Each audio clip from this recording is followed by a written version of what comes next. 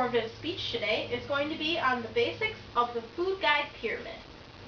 The idea of this nutritional guideline is a Swedish invention by their government in 1974. It was originally drafted by Francesca Morris and was published by the FDB in Denmark in 1978. The nutritional guideline was formerly titled the Improved American Food Guide Pyramid. It was later adopted by the USDA, or the United States Department of Agriculture, in 1992 to replace the earlier food groups classification system. There are 5 groups in the food guide pyramid. The first I'm going to discuss is carbohydrates. Carbohydrates are a source of energy that can be transformed into glucose, the form of sugar that is transformed and used by the body. A diet too high in carbohydrates can upset the delicate balance of the body's blood sugar level, which can result in fluctuations in energy and the mood that can leave a person feeling irritated and tired. Some examples of carbohydrates are pasta, bread, or rice. The next group is grains. Grains are any food that are made from wheat, rice, oats, cornmeal, barley, or another cereal grain.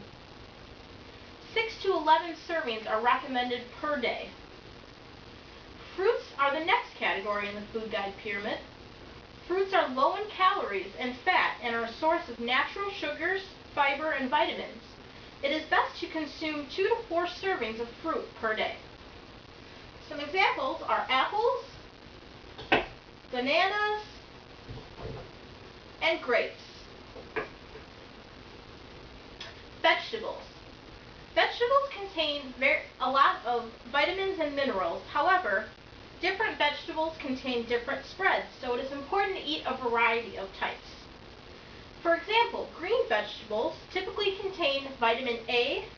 Dark orange and dark green vegetables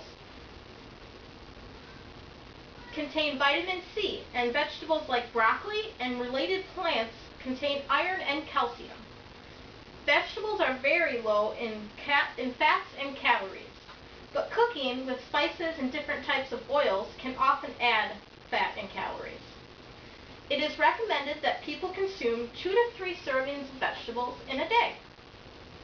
The example I have are green peas. You can either consume frozen or fresh vegetables.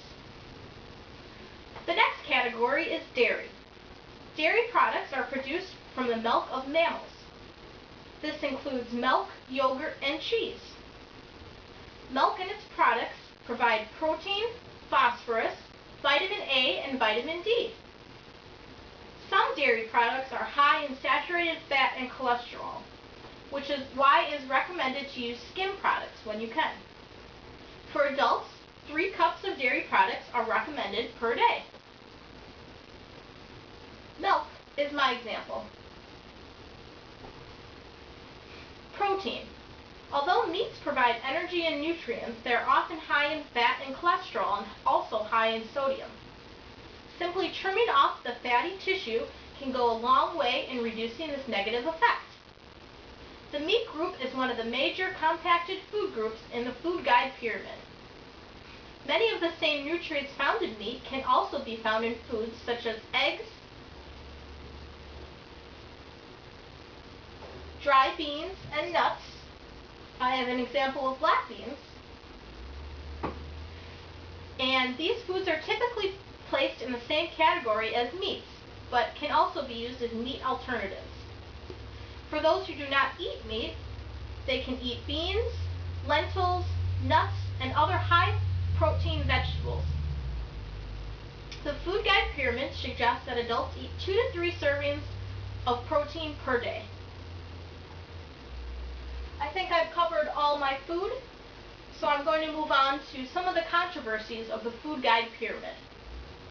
There are claims that the USDA was and continues to be extremely influenced by political pressure by the food production associations.